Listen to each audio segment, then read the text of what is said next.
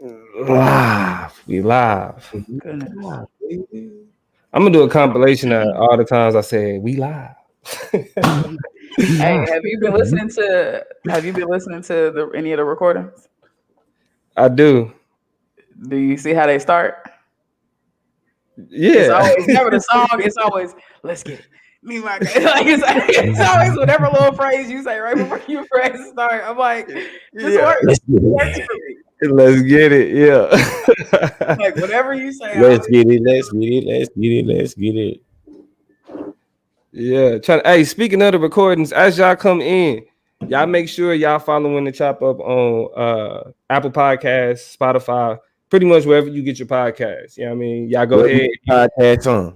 If you wasn't able to get everything you wanted from the Chop Up this one time, we done chopped it up for you. You know what I'm saying? So you can get your bites, you can get your chops the way you want them. If you don't even really want to hear the political chop because you ain't really worried about that shit, you got the conscious chop for you. If you like the conscious chop too woke for me, I'm cool. And you want to be on some culture shit, and all you got to do is listen to the culture chop. It's all broken down for you to get boom, boom, boom each time on Spotify, Apple Podcasts, everywhere else you get your podcasts. Y'all do that at the Chop Up Show. We getting it in. At the Chop Up Show, we getting it in, man, because you know we say education is elevation, and instead of being on ground level hated, baby, you might as well go on and start elevating. Yeah, in this conversation, we know it's a lot of things going on in our country. You feel me? It reminds me right now when I used to be real, real young, and we used to make them kind of bullshit ass jokes. We'd be like, man, your mama's so dumb. We said it's chilly outside, and she went and grabbed a bowl. I thought of that joke a lot of times, you know what I'm saying, today, because it's been so cold. So shout out to everybody in the southern part of America. That's it ain't even the southern. It's all up and through most of America. Oh yeah, but I'm just saying, shout out to the southern part of America for us folks that's not used to dealing with cold. See, all y'all other folks already. This we ain't used to. That's the twist in the motherfucker. You feel me? Look, tell you, we used to the shit. Yeah, it's niggas running around in hoodies, layering up hoodies and stuff like that. Trying to fight the good fight. That ain't no enough, baby. That ain't no enough. Just start hitting. Yeah, man. You know, better get your ass what you ain't heard of in Texas. It's called a coat. Goddamn it. every winter, not a windbreaker, not a jacket. You feel me? He said, Jared said, how you not gonna wear KC Chiefs? That's why. Goddamn it, I can't wear it no more. We're not the champions. That's not true. That's not true. I should have put on some cheat shit today. Just I mean, listen, it's all love. I'm gonna represent, of course, but you know, it is what it is. Shout out to Jared. Hey, everybody that's in, shout out to Scott, Jennifer, Baby Oku, Nico, Gil, everybody that's in here. Appreciate y'all joining us. The show will be starting shortly. Y'all make sure y'all put in the comment or say something. Make sure y'all let us know that y'all here. Make sure y'all like the video. Make sure to share the video. We're having some very intellectual conversation this evening. We will be talking about environmental racism. What up, Ace? Environmental racism. Yes, we up in the game. You feel me? We also gonna be talking about the illustrious, the great Black Panthers. In light of the release of the most recent film that dropped, Judas and the Black Messiah. We're going to try not to spoil the movie. we going to try not to spoil Judas and the Black Messiah, y'all. But it'll be a spoiler-free conversation because ain't none of us seen it yet. What up, Jaleesa? What's up? Also, y'all know I'm gonna roll it out with the Snapchat. I got a question for you. I ain't even gonna tell y'all what it is, but I do have a big question I want to ask my beautiful co-host as well as the people in the comments. So I need y'all to answer this question for me here in a minute. But I'm just putting this thing on for the ground. And then we can get ready to go live, man. I'm ready. I'm ready to bring it in. Yeah, I'm ready to bring it in now. We on the gram, baby. I'm sharing it on the book. What it do, baby? So the old people can see. It's so the people can see. Cause y'all know, hey, for all my millennials out there, y'all do know that all of the shit that you know what I'm saying that we do on the internet is now considered old people shit. Like being on Facebook, you know what I mean, doing all that type of shit. Yeah, Facebook is for the geezers. And that's fine. The geezers. Oh my god. Oh my god. It's all love though. Let me go ahead and get this shared, and then we're gonna come in with the intro. Yeah, man. Really quickly. And then while we getting it shared, y'all go ahead and get it shared. If you're on Facebook, share it on Facebook. If you're on YouTube, share it Hey, on Jerome, Facebook. you have to do Fox tomorrow. What you talking about, Jerome? What happened? Taylor, what's popping? Diego, what's Jerome popping? asked What's me, can I do popping? Fox tomorrow? You know what I'm saying? Infinite Blank, what's popping? Yes, I'm offended by it all. Yeah, man. Hey, man. So they calling millennials. They calling us geezers. Is we now the old folks now? Hey, You the old folks, bro. Like I think about it, bro. Us being like with me being born, this is even to y'all. Like for me being born, Toya born in the 80s too. Us being born in the 80s is like being born in the 60s when we was kids. Hey, like, I slid in to be clear. Like, damn, the 70s, damn. That was a like think about it, disco and all that other shit. You feel me? Like that's the 90s to them, goddamn. Hey, don't get me hollering about one day we're gonna have a conversation about why being a millennial is literally the best. You know what I'm saying? Long story short, we have had the best of both worlds because we literally ushered in the world turning, the world changed. Yeah, man, we've been in transition, baby. Yeah, during our lifetime, like big ways. Like we know life with cell phones, without cell phones, with the internet, without the internet, computers, without computers. Like they say, we was the last generation to for real, like be outside like that. You know what I'm saying? Like racing in the street. House light. You know what I'm saying? When the hey, listen, not the house light. When the street light come on, you in the crib. It's a problem. It's a problem. What y'all know about recording? So first of all, voicemail was a come up, nigga. Like I have a voicemail. Leave me a message before you get up to the radio. Play. Yes, I'm that old. I'm that many years old. Like that was a wave for me. Like record songs. Make your own tape. Toya, how you don't know what dub in the tape is? Girl, Toya G, you calling in right now? They don't know what dub in the tape is. But see, we getting too old. We sound old. We sound like old people ranting. Somebody on IG said drinking from the water hose. Listen, what you know? Right. But George gonna go ahead and bring it in. We're gonna go ahead and get it started. Gonna play that chop. Yeah, you know what I'm saying? Gonna play that, man. People talking about pages. Shout out to everybody on IG right now, man. Y'all finna get ready to see our official introduction to the Chop Up podcast. You know what I'm saying? Y'all can go jump in on YouTube right now. The Chop Up Show on YouTube or the Consciously on YouTube. Either one of those will get you here to that comment section right there. And of course, we're gonna always be engaging y'all, man. Damo, you gonna let it roll, man. I can see me on my I'm drinking a mimosa at 10 o'clock at night. You feel me? Get my vitamin D and champagne, baby. Straight up, we're gonna start it like we always started. Let's go. Me, my guys, we really live. Lord forgive me, pay my tithes. Please don't have me reach inside. And that's in the console. Keep the semi when I ride. Lit off Henny when I drive. In the city, we gon' slide. Bet I be there pronto.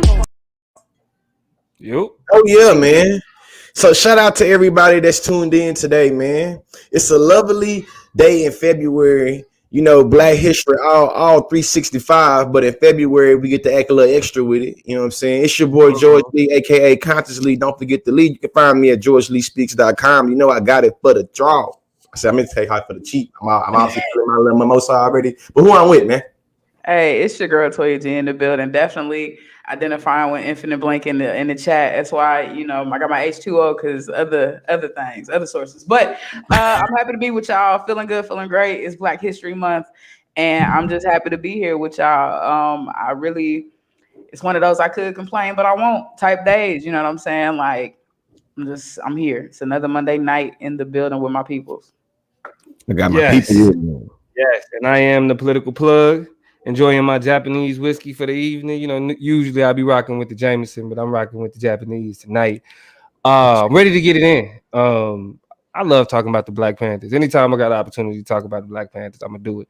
So we in here. Oh, yeah. Hey, and everybody on IG, man, if you're trying to get in this conversation about the Black Panthers in terms of Mossad and Black Judah, so we're talking about also climate change and environmental racism, y'all meet us over at YouTube right now, and shout out to everybody on YouTube and Facebook. Yep. Before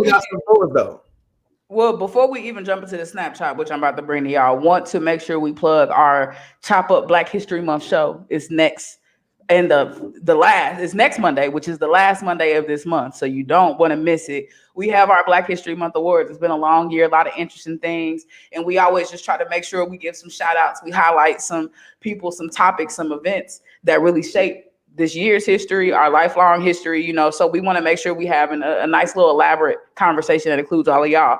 Make sure you following the Chop Up Show on Instagram. Make sure that that's a thing that you're doing so that you can stay plugged in to a lot of the nominees, to a lot of the topic areas, to a lot of the topic areas, the categories is what I want to say.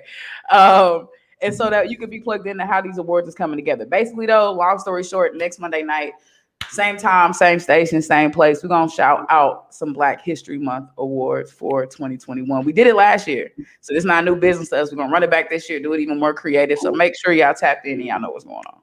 Right. Make sure we need some nominees. Shout out to Noelle.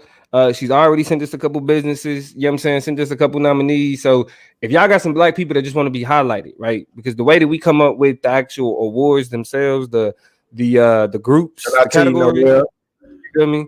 We put them together how we put them together. You feel me? Y'all just send us people that deserve to be mentioned, that y'all care about, that y'all want to put on the platform, and we gonna do our thing for y'all. The Black History Month Awards. Next week, y'all stay tuned on that IG. We're going to have all that pub going on. Let's get into it. Hey, so it's a snapshot. Real quick tonight, I have a question to ask these two gentlemen I'm here with, as well as the wonderful people we have in the comments.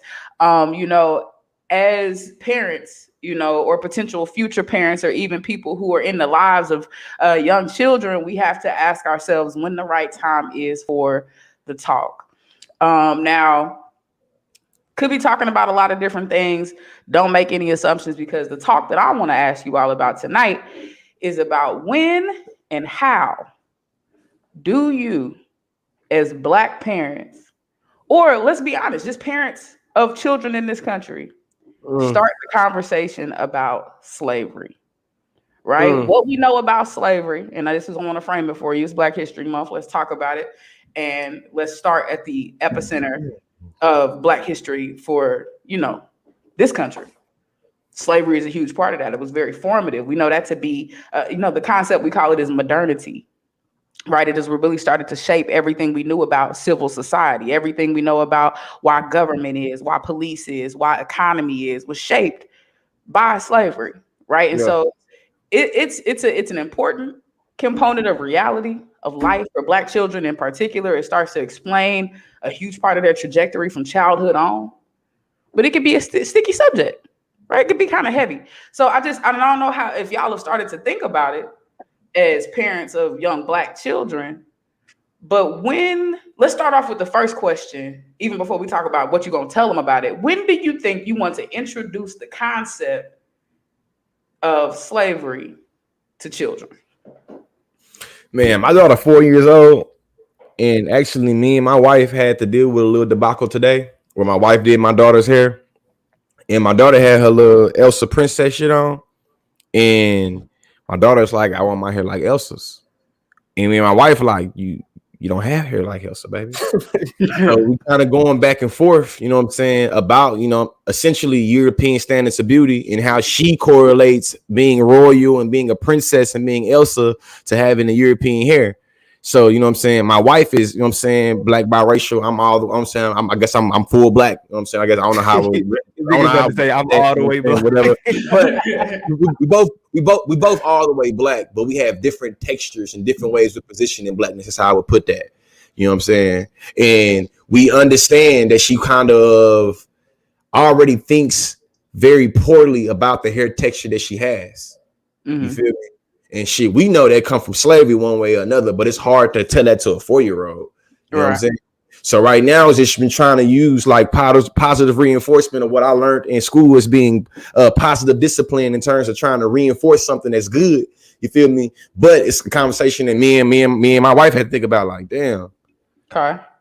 And we definitely felt some type of way about it. You know what I'm saying? So it's a conversation that I don't even know how to answer your question, being real. And I got a 4-year-old. Well, it's interesting because what it sounds like from you is that, you know, because I asked when you want to start the conversation, but you have basically said that the conversation has come to you in one way or another, where you felt like you had to go and make a loop to go acknowledge it. You know what I'm saying? Which is a difficult point because there are some I children. ain't acknowledging it because she only 4, but it was like, baby, you have beautiful hair. Your hair is beautiful. It was like, and I mean, I do want to be clear that I'm making a distinction between things like race, like just things that racialize your children, like because that's one thing. I'm but talking slavery, about like as capital S, organizing phenomena for our lives. Because like think about it, right? And when I think about it as a future parent, and then Dom, I'm gonna turn it over to you. I'm thinking about it from the concept, I'm new in the game. like, huh? I said I'm new in the game. New in the game, but time moves quickly, right? Huey already looked different than he started, then he came on the scene looking.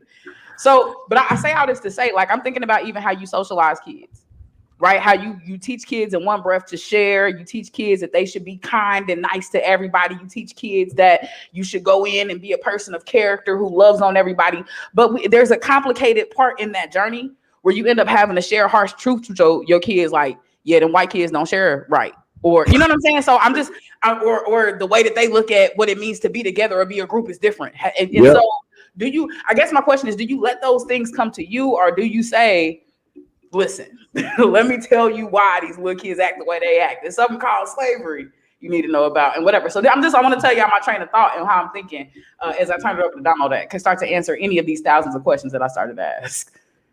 Well, I mean, I kind of put my son in a position to where he gonna have to learn about his history early because it's in his name.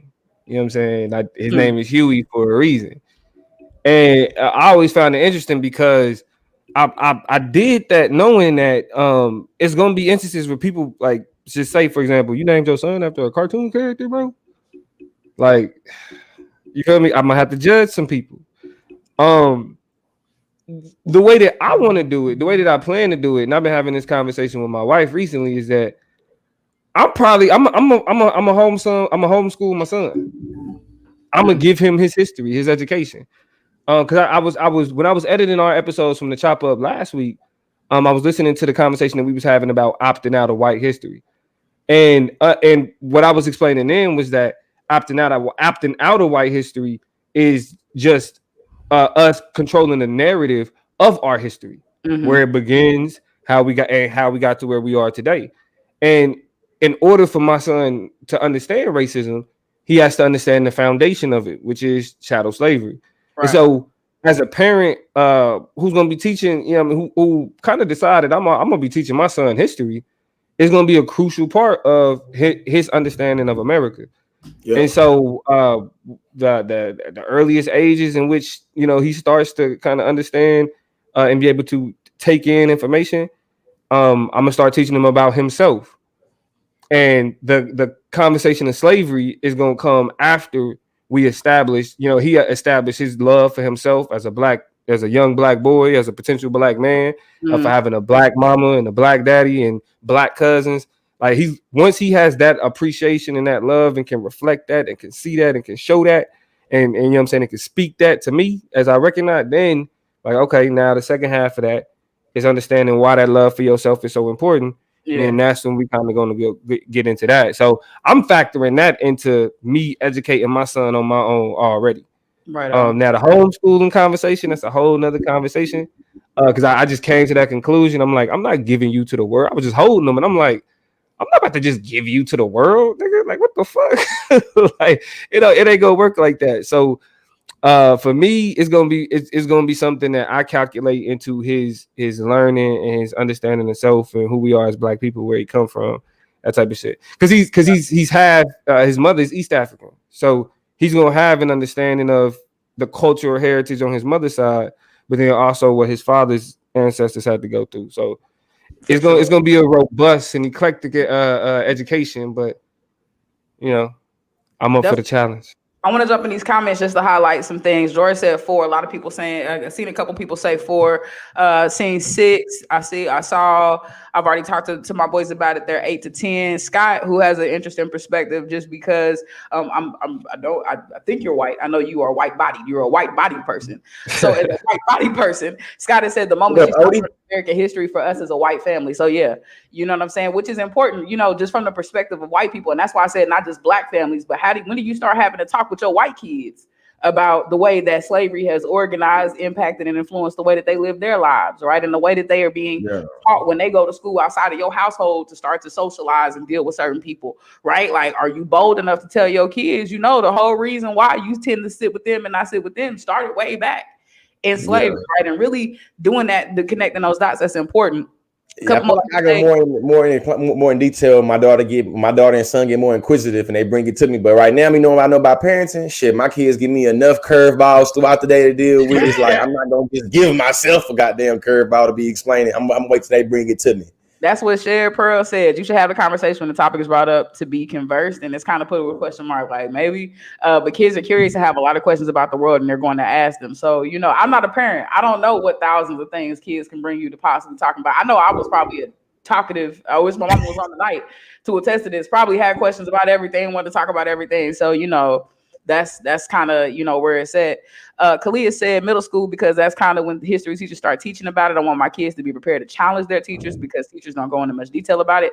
I don't disagree with that. I just feel like for kids to have the confidence to start challenging folk and do it with, you know, respect, you know, and do it with finesse and do it in a way that don't make the teacher be blowing up your phone. It doesn't have the teacher blowing up your phone talking about, you know, whatever, but still point of order, correction, right? I think you might have to start a little bit earlier than that because you have to build that confidence in your kids. They have to have the vocabulary to be like, no, actually my mama said, right? And then be able to kind of segue into some of those things. So I might, if that's going to be the case, to equip my kids to challenge folk, equip them a little bit earlier.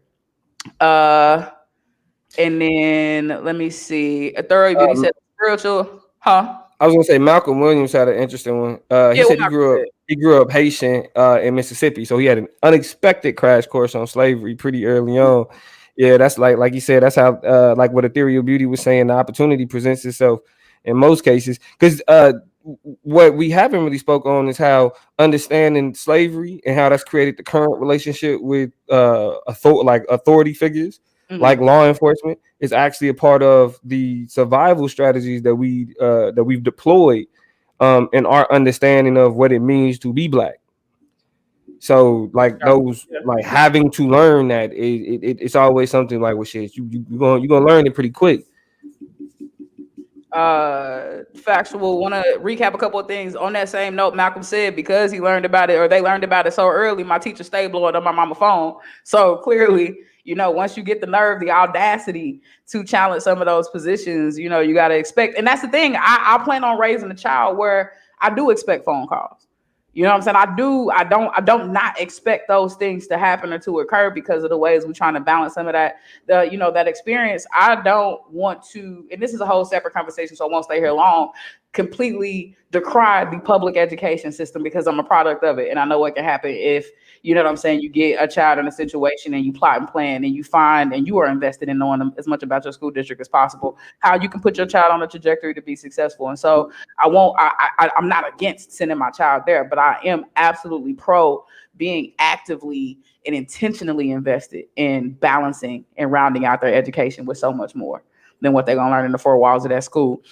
We got a Canadian perspective from Godfrey. I grew up in Canada in a pretty white area. My parents are African, but they made sure to drill into me the history of colonization and chattel slavery, seeing how different it was from school was scary. Taylor says, I didn't know about slavery until 6th grade. I wanted to make sure my daughter is educated long before I was. She has lots of questions and she's only 5 right now. So it's very important that they're on the right track. And then I'll shout out one more comment real quick. From Vance, sometimes we don't get the luxury of waiting. My daughter was 7 when she first experienced it from a girl from Iran whose parents told her she couldn't play with her anymore because she is Black. And I think that is definitely, you know, when we start talking about tearing into education, right, it has a ripple effect, right? Because people are coming into this country having this perception of Black people, having this notion of Black people. It's completely devoid of our history, of our perspective, of our narrative. We got to start telling who we actually are. Playground. Yeah. Let me get you together real quick about who I am on this playground real fast. And that's largely reflective of what's up. Odie said I had to explain slavery to my daughter this summer because she wanted to understand why police were being so mean to Black folks. And so I mean, if you raising a child, that's it at all, and you raising the child, not the TV and not the games and stuff like that. They should be coming to you with questions about what's happening around them in their society and community. Yeah. They should be curious about these types of things. If you are raising your child and not letting devices and other stuff do that job. Last thing I say, and then I might close it out because I've been thinking about this a lot. You know, in terms of just when you lay something so heavy on the child. Noelle says, talk to give my kids about I talked to my kids about white privilege, pointed out and discussed how to use it for good and not for evil. My daughter was 8 and my son was 10. I wish I would have started a little bit sooner. So the talk, you know, we have to, you know, we've talked about the talk in terms of police brutality and, you know, parents telling their black kids, particularly their black sons, how to behave and to kind of, you know, engage and do what they're supposed to do with the police. But black people have to have a whole lot of talks. Black women have to have the talk. There's a talk black women have to have about how they can't walk around with their asses out. And if you're a black girl, you've had to talk as well. So just thinking about all the talks, all the conversations, and this is not unique to black folks. You know, conversations are a part of maturation in life. But when we think about black people uniquely, you know, and just people in general, context that is unique. History. Everybody needs to make a plan to talk to their children about slavery sooner rather than later. Because it is the fabric of our lives. Get it? Cotton? No pun intended. You see the joke I did there was a pun. It was a big pun, but it was a pun. Anyway, I'm done. That was a communications master's pun right there. You can keep that. Go ahead, Joe. Hey, man. I sense of humor. So today for the Conscious Chop, we're going to have a conversation about climate change. We know that all across the country, we've been dealing with some record number lows in terms of it being cold as hell. You feel me? Cold as a polar bear's ass. You know what I'm saying? How my grandpa used to put it. Just to make sure we have a working definition though, of climate change before I ask any questions. Climate change, according to Oxford, is defined as a change in global or regional climate patterns, in a particular, a change apparent from the mid to late 20th century onwards and attributed largely to increased levels of atmospheric carbon dioxide produced by the use of fossil fuels. This is a fancy ass definition. How I break it down as climate change, just show you how your region, the climate that you've grown and been conditioned to expect, when that shit start to change. Literal climate change. And when I'm born and raised down south, born and raised in Texas, living in Oklahoma, and I'm able to go to my little app on my phone and see that it is astronomically colder in Texas, the state of Texas, and the state of Oklahoma than it is in Anchorage, Alaska. I know we got some problems. I know, you know what I'm saying? Climate change is starting to get So my question to y'all, how should black people relate to climate change given how it is politically charged? Damo, go ahead. Yeah, so when it comes to black people and climate change and the political narrative that is associated with, as with everything, and this is a phrase I'm gonna start using more, and I'm glad these recent conversations associated with Black history have allowed me to adopt this language, is opt-in. It's opting in. Black people should never opt into any political narrative associated with any mainstream ideology today, period. Like, so our understanding of the impact of climate change shouldn't have anything to do with any of the major narratives that you hear about it, specifically the narratives that attempt to deny its existence. Because I mean, as people, as we know, the ignoring and the denial of climate change has everything to do with capitalism and businesses attempting to kind of suck the earth dry of all of its resources and wipe out whoever they got to do it. So that short-term thinking dictates that understanding. But overall, there are conversations of climate change that, even in the context of the more green perspective, become problematic. I mean, as we're going to talk about throughout this conversation, is that there is a ugly side to even the attempt to be green and what that means and what's required, right? And what happens to people who not only can't afford to be green. What you got against wind turbines, man? I mean, listen, where do they put them? How do they set that shit up? Whose land is utilized? How much do they cost? In what ways do those turbines offset the rest of the environment?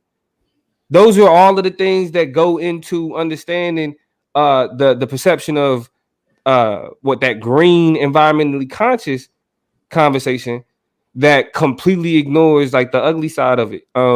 We go I'll say that right now, and I'll for the rest of the conversation, but ultimately is for Black people, we have to opt out of all of the mainstream narratives associated with the environment, specifically how they exist today. A lot of the green conversation is counterproductive, and we need to understand the impact that it has on us in both the negative impact of climate change and how people go about combating climate change can also be detrimental. So that's something that we'll talk about in just a minute. But yeah, I'll stop that there. Yeah. I mean, I think for me, the long and the short of it is Black people need to put it on the list.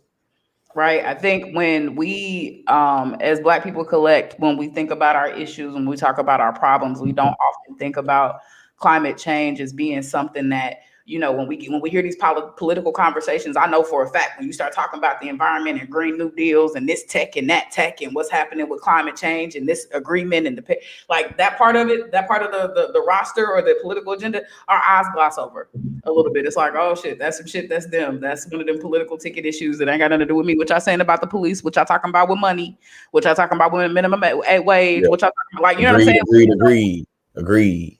Right. I think for Black people, we have to put it on the list. And a huge reason why, and I know we're going to allude to it when it comes to climate change, it is doing us, much like everything else in this country and in this world, the worst. We are getting the rawest deal out of it. We are getting played the baddest, and it's happening right in front of our eyes in ways that we don't even have a vocabulary to articulate, to explain. Changes in our communities. It's like, why are they doing? And you don't even know that they put in waste, or they process and doing all types of stuff in your community. And so when we think about the weather and we think about what's happening around us, there is something to be said and to be clear about corporations and their contributions to climate change. It is not the average person that is really fucking up the world. Right. Let's be clear about that. But the average person, including the average Black person, has to have some type of investment in confronting it like the real issue it is, because it's true. We do only have one planet, and we do got to share it with these raggedy niggas, and we do got to share it with these raggedy white people. And we do got that's the case scenario. So Black people in their relationship to climate change, put it on our list. Treat it like it's a thing. We have to start talking about it and thinking about it, because if the world goes kaput, that's the same world. Shit, we go kaput with it. God damn it. Yeah, that's throwing the people out with the ocean water. It's damn. We on the road tonight. Absolutely. Throwing the people out with the ocean water. Head ass. Absolutely. Okay. Man, I'm curious, man. See what people in the comment section is saying about climate change. As far as this other question. So New Eric Kane, that's my homie T Duck. Shout out to T Dizzle. He said that climate change is natural. We must adapt it. I'm sure he meant adapt, but I'm gonna let you make it, T Dizzle. But that's where it's like, all right, nigga, that's not what we're talking about.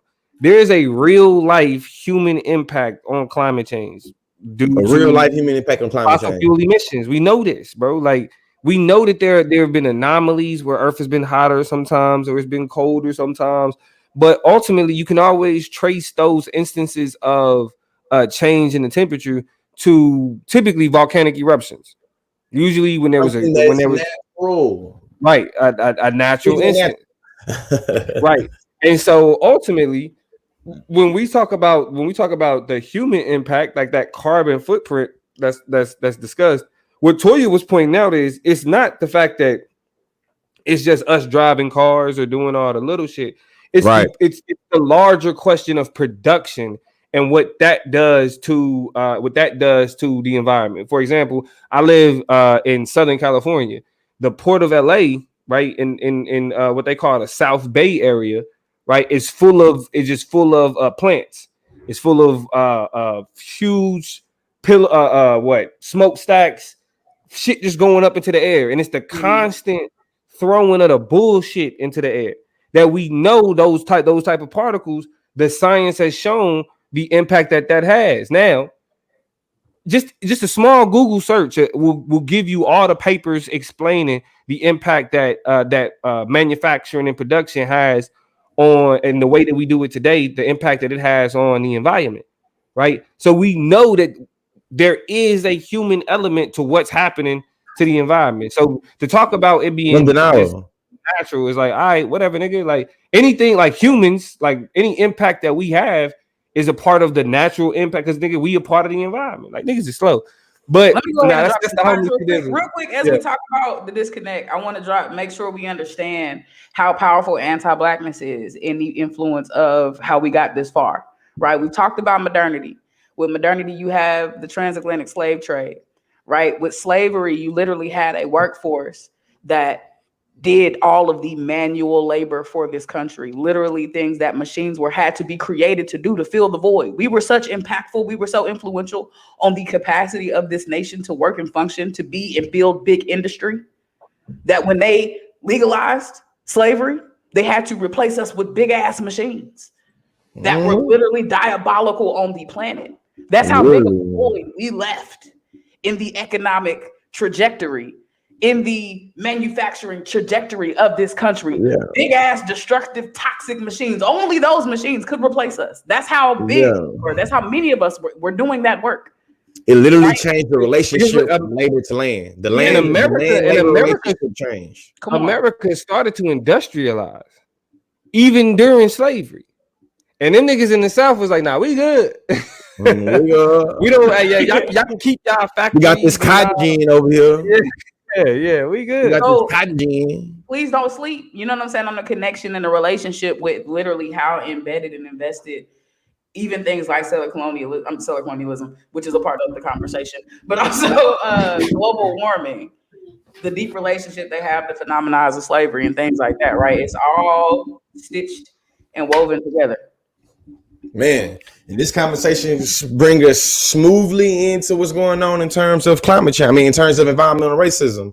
We know that climate change, I just gave a definition. We know that if you have been conditioned or you have grown to expect a particular type of weather pattern in your area, and that weather and pattern that you've grown to expect throughout your life is now changing, that's climate change. This conversation brings us right smoothly into a conversation about environmental racism. We know that currently right now, a lot of our country is dealing with power outages. We know that power is a part of the environment, literally, right? So when it comes to thinking about how power outages are happening kind of systemically, where they are making it where they rolling, they literally have manufactured blackouts, y'all. Yeah. Well, I can show you a map right now.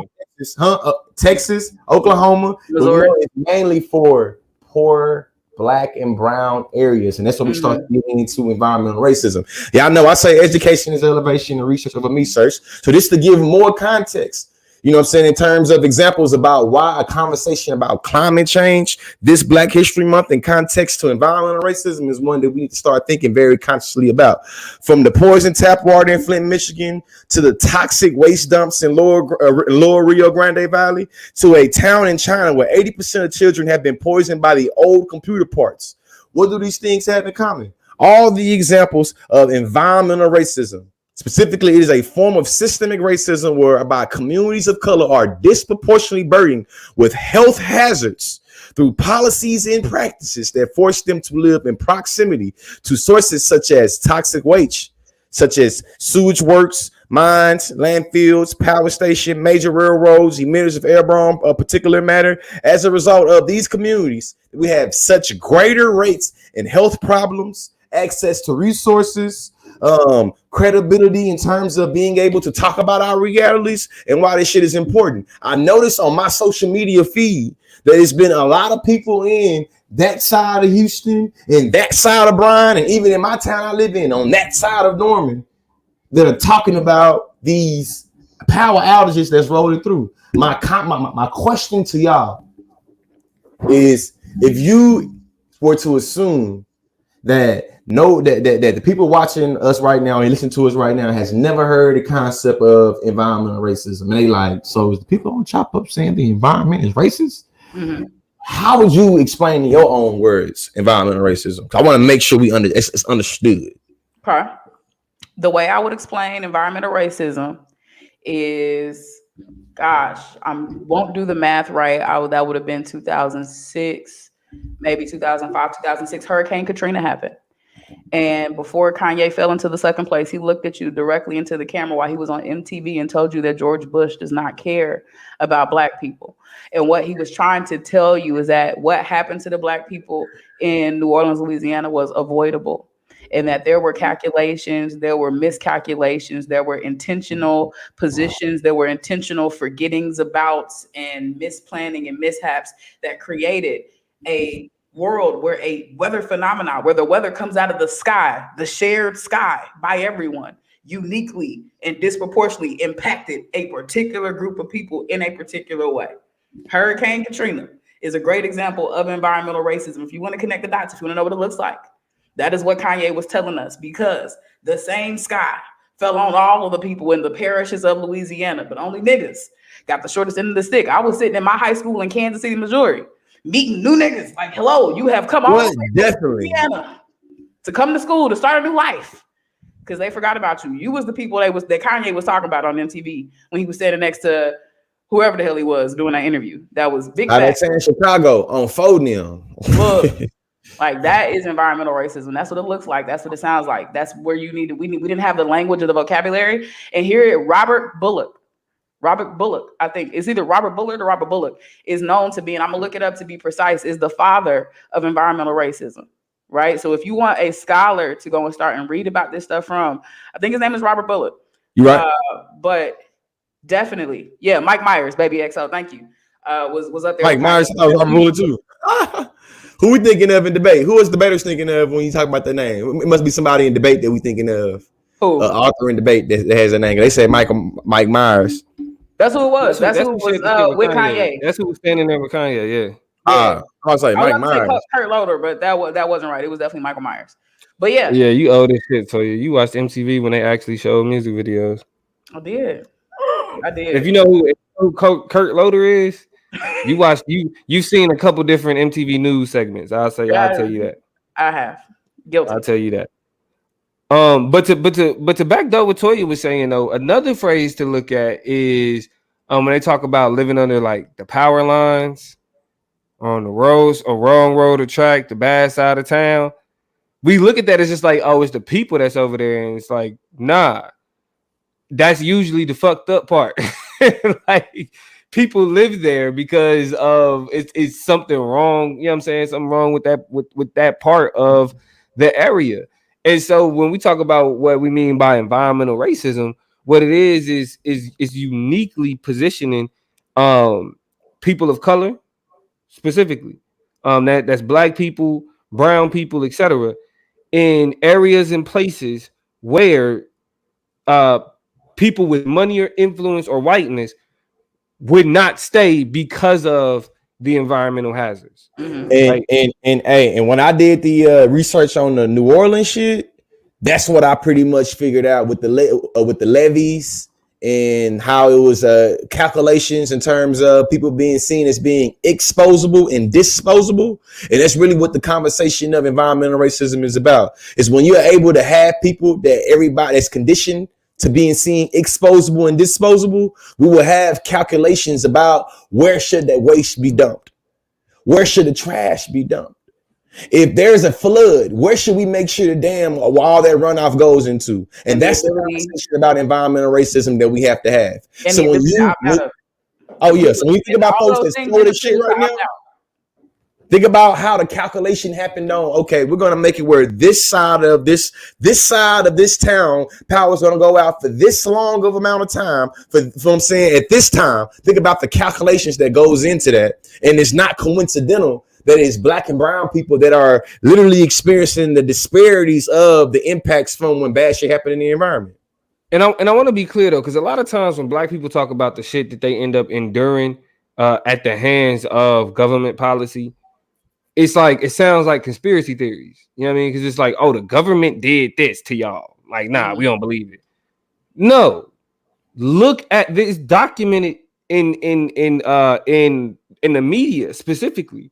They've done stories showing that these areas, for example, I think it was in New York, these areas had rolling blackouts, right, to make sure that they sustain power.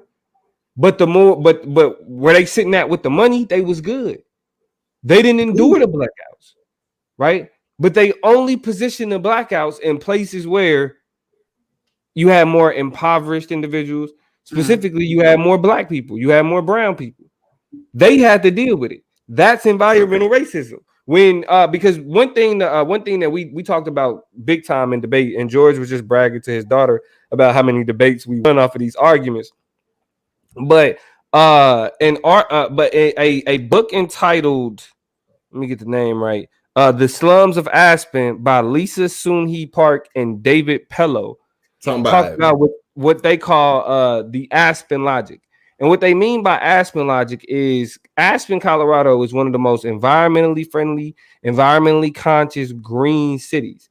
But on the offset of Aspen is in the surrounding areas, you have the more impoverished people. You had the poorer people, you had the darker people. Specifically, you have an immigrant community that exists that actually works for the people in Aspen, but don't go there every day or live in Aspen themselves. And when you see those communities deal with the runoff of the greener way to do things. They're in what's called, and this is in Aspen, Colorado. They live in trailer parks in a flood zone that's surrounding Aspen, right? And it's also followed by a very anti-immigrant sentiment in terms of how these people are treated. And so even in an instance where you have people who are environmentally conscious, what the Slums of Aspen explains by Park and Pello is that there are instances of the way in which we go about environmentalism that is offset by the negative impact that it has on people of color and more impoverished individuals. So this green agenda that we constantly hear about, there is a negative side to it. And if we don't pay attention to the impact that it has on these other groups of people, then this what they call the Aspen Logic, this idea that we saving the environment, this idea that we lifting everybody, that we doing this for the earth, we doing this for the people, but we fucking people over, the brown people over while we doing it.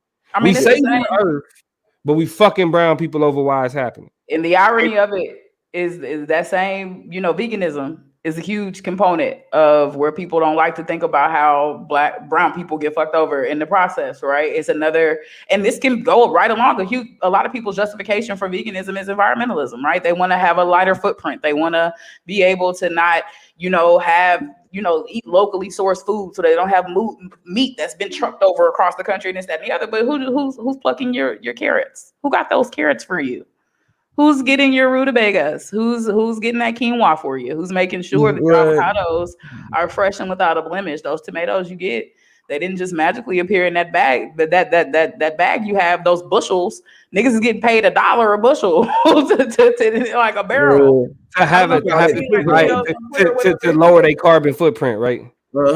They shit is organic, right? Footprint. You gonna pimp out prison labor. To be clear, I wanna make sure we're clear in the comments about the many faces of environmental racism. And this is why it's so big and why we need to have an all-encompassing conversation, because people have been like, somebody in the comments was like, does Flint count? And listen, Flint counts so much that they just had a payout. Right. That they're the leaders who were negligent. I think the mayor or the governor or whomever who messed up that money is paying money to the citizens of Flint for the pipes. And I think this decision was just made like last month in the month of January. So not only is it a real phenomenon, but it has tentacles and appendages that materialize in a whole. Hey, and shout out to the indigenous community, the pipeline shit. Conversation about environmental racism. Okay, let's talk about that. Let's talk about that real quick, because I know we're gonna get into the other topic in a little bit, but I think that's that, and I want to talk about the Green New Deal. But I definitely want to thank the chat for pointing out the Flint shit, because we was going way too deep and not really looking at the. No. I mentioned that when I was reading. I started off with talking about Flint, and then getting into what's going on in the Rio Grande Valley, and then getting into what's going on in China. And it's just like these are all examples of environmental racism. Well, I was fucking up listening, but in terms of when we start talking about like the Green New Deal and what that means for different communities, I want to ask y'all, like, what does that mean for y'all in terms of when you hear AOC, when you hear what's the boy name, Joe Van Biden. Jones. Joe Biden, nah. Joe Biden. Van Jones too. He was more in that green shit. Do y'all think niggas are Green New Deal type niggas? You feel me? Or is it something else that we need to attach ourselves to in order for this shit to be productive? I think niggas should have the pickings of whatever new jobs is being created. So if y'all creating new jobs and you saying that that's supposed to be a stimulus for the community and for our society and economically, then yes. If any opportunity to give Black people jobs in new industries, I don't know that I would be conflicted about that. Now, before you get to it, George, Toya, now that question of jobs, right? Mm-hmm. What do we put? What is more important in that instance? Because George brought up the Keystone Pipeline. Now, in terms of how it treated indigenous land, it shitted on indigenous land, right? And the reason why indigenous communities had the problem that they had with it is because historically they have shown to leak. The shit has been dangerous. It's been fucking up the community, and they fucking up their water. They like exact water source. They water, fucking up they like sacred land, fucking up a whole bunch of shit. Just like right now, what Republicans are doing, and they flipping and they saying Joe Biden killing that pipeline killed jobs. So what is more important in that instance? Is it jobs or is it green? The green shit. It's definitely gonna be protecting the land. Protect the green shit. Okay, all right, I'll fuck with it. It's gonna be protecting the land, but I think that's what my interjection, that's what my response come in is I know that how we used to debate about it in debate is that Black people will be the ones criminalized for being the last to get access to green, and they allow for all of the corporations that's now pimping us out with, you know what I'm saying, the goddamn power grid and oil and all that, to make it where now we get to further criminalize and or pathologize Black folks for being the last people to switch over to being green. And in my opinion, it almost is where the people that control the narrative get to kind of push this propaganda to make it where I'm born and raised in Texas. You feel me? So when the liberals start talking about fracking, it's a lot of my homeboys that I'm making mistakes. It's a lot of my homeboys that was literally went from selling dope to making better money than they was making in the streets, selling dope, but doing fracking. So when liberals start talking about cutting fracking, these niggas ain't trying to hear shit about you, about no environment. They're trying to feed their families. I think that's the problem is you have the same motherfuckers that's locking us up, the same people that's literally, the word I learned in debate is called cartography. It's a fancy ass word for how we draw maps. You feel me? When you start thinking about what is fracking going down, when you start thinking about, you know what I'm saying, it's like think about the cartography and where Black people are positioned and how they draw these maps. And that's why I start to get at, damn, the Republicans get to pimp Black people and say, liberals killed jobs, fuck native land, nigga, you can't feed yourself. And that's how we get pimped in capitalism, and that's how we don't give a damn about the environment, and that's how we literally be like, yeah, bring the factories in the plants in the steel to our neighborhood. It's gonna bring us jobs. Who cares if it brings us asthma? Who cares if it brings us a low? You feel me? It brings us jobs. And it's like, man, that part, all of that, plus niggas have got to start being. I am a person. I ain't gonna say what niggas got to start doing. I am a person of principle. The reason why I chose the land over jobs is that, Nah, go ahead. I'm just talking shit. Go ahead. The reason why I said what I said was that we have to have a relationship to settler colonialism. We have to recognize that your job don't mean shit when it's on stolen land that don't belong to you, and these people is being tortured and have been before we got here, and it's not our fault, and we didn't do it, and we didn't choose to come over here and fuck up their land, but we here. And we have to be honest about indigenous people and stop erasing them and pretending that their shit is not real either. And so that's my thing. When I say I'm a person of principle, the reason why I'm not choosing jobs for niggas as bad as we need it over issues of land rights is because indigenous people get done a whole unique, different type of dirty from niggas. And that's a conversation that we make sure we leave space for, you know, in these conversations. Specifically right? here. I make sure I leave space for it because I know and settler colonialism that niggas have is deep and is there. And building a new relationship with land recognizes the fact, or with the environment rather, recognizes that we need to build a relationship with land, but we have a displacement issue. Our land is way over there. We own somebody else's shit. And so our jobs are important. Our livelihood is important. All those things are important, but principle says to leave space for a real honest conversation about the culpability we have in being colonizers or in perpetuating and performing colonization just as bad as we need to get ahead and fix the systemic shit that's happening around us too. So that's just me. And it's always principles over pressure. It's something simple. It's always principles over pressure. That's it. And I say this, and then you could close it out, George, because we could keep going. We keep on going. We had a whole debate season talking about environmental racism.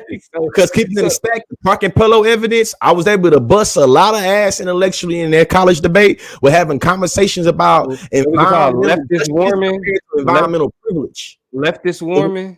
You feel me? Leftist warming, but specifically with this parks and pillow evidence is what we find is that when it comes to liberal policy specifically, one will prioritize thinking about environmental justice with glossing over environmental privilege. And that's how I was able to bust a lot of ass with. Because once you start to gloss over environmental privilege, you start to really displace and obscure the real root cause and how the shit is sustained. You know what I'm saying? And that's when we have these conversations. Because like right now, think about it. My family members that's in the South Park of Houston, that's on the southwest of Houston, these the main people talking about goddamn being without power for shit 12 hours, 14 hours, 16 hours. You feel me? Because I did debate, I got a lot of people on my timelines that's all throughout a lot of these areas. So my people on the other side of Houston, you feel me?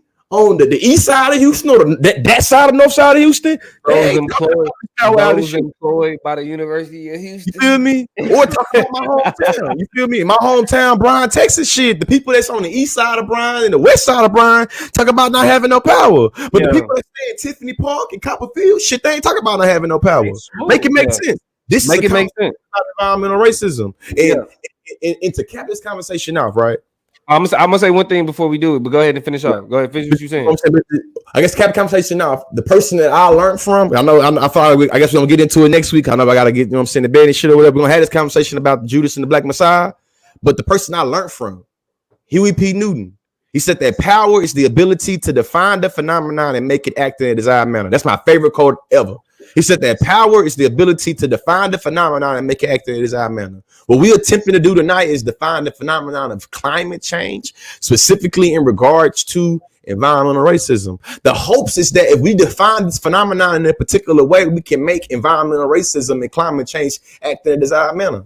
So when it comes to niggas being uniquely cold or niggas being uniquely exposed to hazardous waste or pollutants, we got to think about what that means in terms of Black Lives Matters and what that means in terms of independence, politically, socially, and economically, because we are politically and socially and economically being impacted by environmental racism. Facts.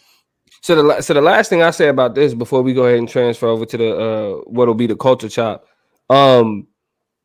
we have to change our relationship with the land.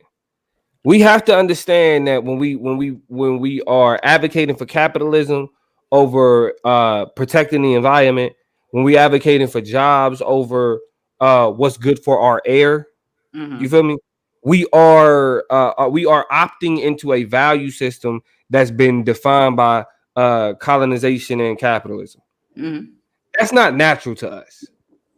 We have to understand that the Industrial Revolution and what that looked like and what that stood for was antithetical to indigenous people of all lands because of their relationship with the land that they were on.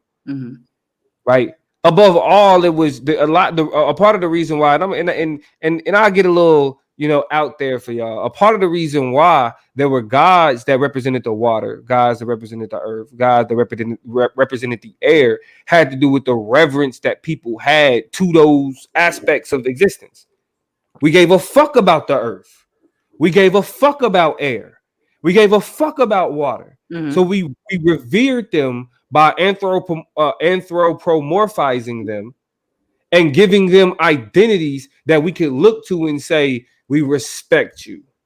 Take them to college, Dumbo. Hey, vocabulary coming out tonight, goddamn. Hey, again, Robert Bullard is on your reading list. Anthropomorphization. I think might be the other. It had to do with a question of reverence.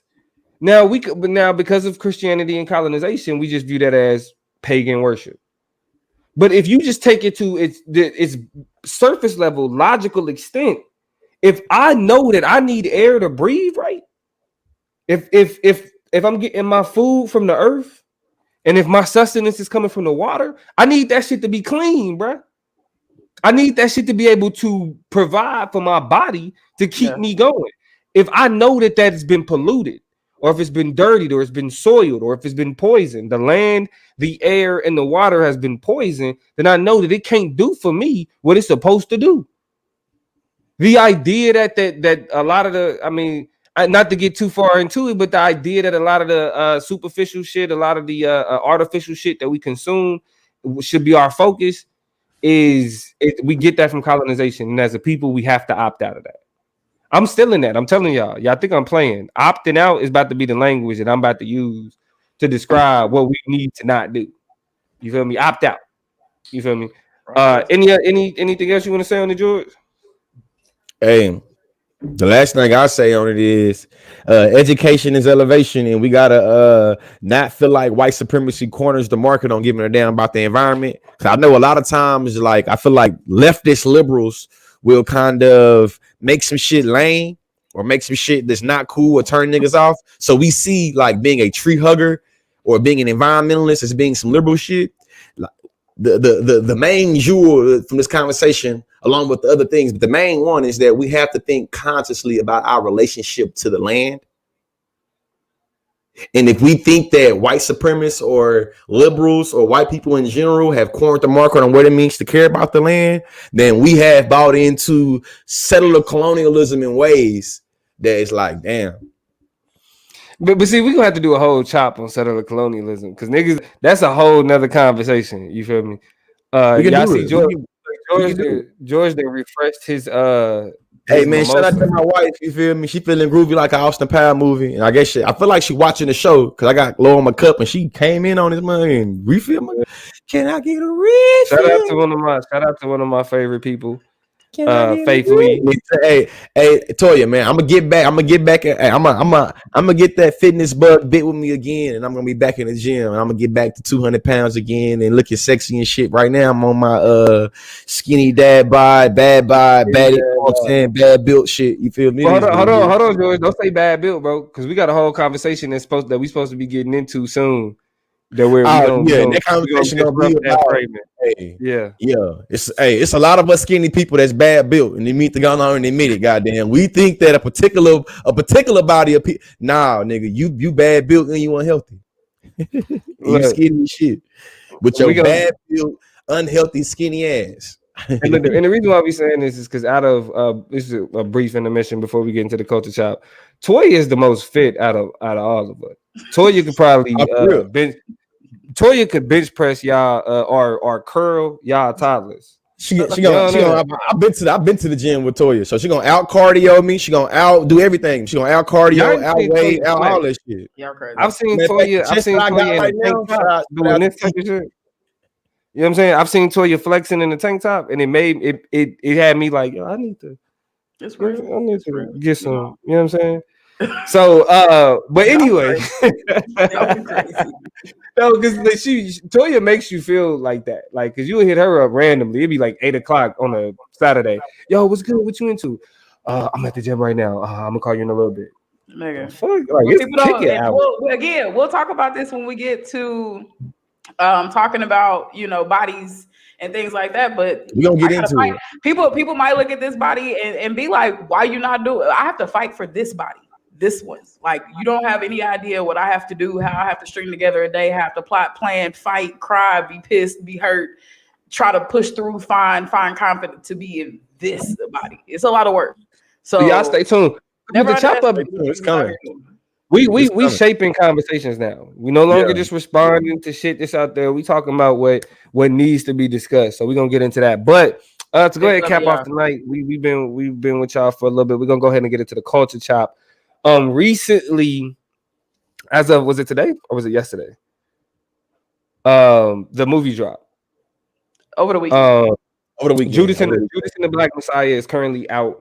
I ain't doing no promotion for whatever company that is out on, but if you got a certain internet service, or if you, because they ain't paying us, so we don't do this shit for free. Goddamn it! If you got a certain internet streaming service that rhymes with PC Mo, you know what I'm saying? Then you can win it, or the movie Judas and the Black Messiah is out now, starring Lakeith Stanfield and Daniel Kaluuya. And it's about the life of Fred Hampton, and it's about the rise of the Chicago chapter of the Black Panther Party, the rise of Fred Hampton, his Rainbow Coalition, what he was doing in Chicago, bringing gangs together, bringing different groups together, people to fight the oppressive structure that they were under, and ultimately, not to spoil it for anybody who hasn't seen it already, his demise. Just so, I mean, because somebody in Georgia TikTok Live was talking about don't ruin Judas and the Black Messiah for them because they haven't seen it yet, so they didn't want it to be spoiled. But again, this is history. This is documented. So, yeah. If the example that you gave, Damo, I thought it was pretty good. It's pretty spot on. It's like if I seen the movie called 1776 about American Revolution. And I was like, don't spoil the movie. And it was like, spoiler alert, America wins the revolution. Like, yo. Nah, Terrence Carey. It's on HBO Max. Mm-hmm. So Judas and the Black Messiah, the rise and the demise of the great Fred Hampton. We all collectively haven't seen it yet. We're probably all, because we had a conversation about it a long time ago, but here it is. It's finally out. We may do a show about it. We may not, but ultimately, we like as a group, we're pretty familiar with the history of the Black Panthers, specifically what happened with Fred Hampton. So to get into it, because I feel like our answers will all give a little bit of history. What is some of the things that stood out the most to y'all when it came to the story of Fred Hampton? Because it's a tragedy, like for us as a people, but ultimately it inspired generations of people, and he still inspired people today. So in terms of his story, what kind of stood out the most to y'all? Wait. To me, the fact that he was killed in his own home. To me, the fact that he was such a threat to the establishment that they had to kill him in his own home. You feel me? And me knowing now, I'm 30 years old. Fred Hampton was murdered at 21. You know what I'm saying? So just seeing the amount of influence he was able to muster, seeing how much of an impact he was able to have to not only the streets of Chicago, but the broader kind of branches of the Black Panther Party that end up going global, to me, it just spoke to the power of, I feel like, you know what I'm saying, that movement and what he stood for. And then the last thing I say is the Rainbow Coalition shit. To me, I feel like when I first came across Fred Hampton, I was already deep and steeped into the Black resistance a little bit when I got to learn about the specificity of Fred Hampton. When I heard him talk about the Rainbow Coalition, and I seen him talk about a specific speech where he was saying Black power to the Black man, white power to the white man, and he was saying some shit like this, and he flipped it as talking about the racialization of the working class. Mm-hmm. He was really talking about economics and a racial time. And to me, it was like, damn, it was like, this why they had to kill you. Because you was fucking up their Black KKK narrative of being able to put it on the Black Panther Party, and the way that you carried yourself and the way that you spoke to non-Black people, it has made it where it would be too much and it would mess up FBI, J. Edgar Hoover's COINTELPRO of being able to demonize, you feel me, the Black Panther Party and this Black Messiah that they was trying to get at, and that's what got me. You feel me? Like it disrupts that racial narrative. It messed it up so much because he was literally about the Rainbow Coalition, is what it sounds, bringing all colors in on some solidarity coalition type shit. And the fact that he was doing it from an unapologetic Black position, that's what captivated me as being a young 18, 19-year-old. I mean, like a Black revolutionary to say white power to the white man. What? Come on, man. And then because even he operating from a framing of white power.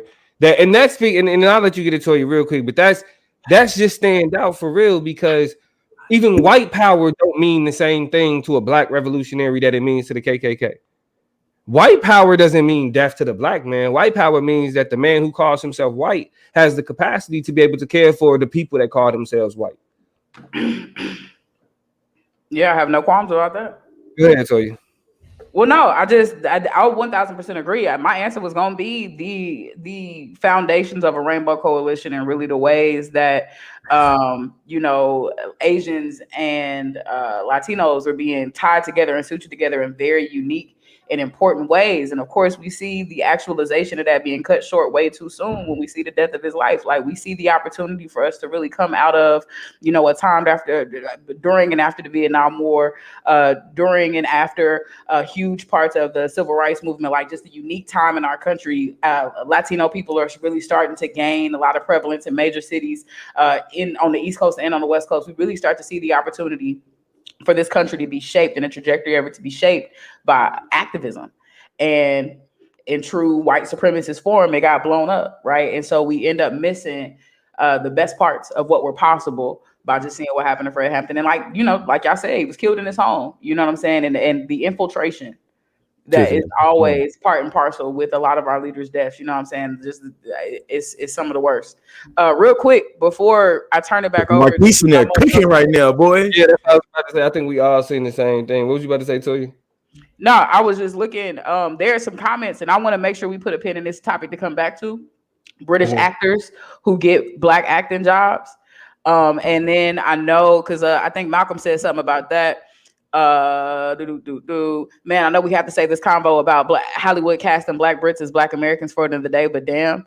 And then Ethereal Beauty backed it up by saying, especially with Daniel K talking down on black American history, but always taking those roles involving race and racism. I just watched a crazy interview with Daniel Kaluuya in there explaining his comments about that. Me too. And I was like, I stand corrected.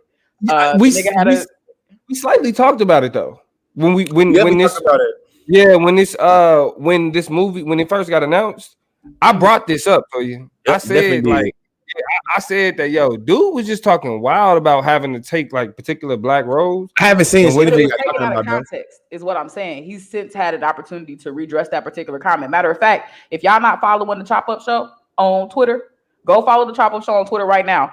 I will go repost and retweet the interview he had where he goes back and explains his statements, which really clarifies for me a whole lot of what he was saying. And it really is some deep shit. Because basically, I'm not gonna get into what he's saying. Y'all, this is a good opportunity. Yeah, I definitely want to get into what he's saying now. Like, I want you to drop it. Like, man, this part of the conversation. Follow the show on Twitter. No, this is how we're gonna get our followers up. Yeah. Follow the show on Twitter.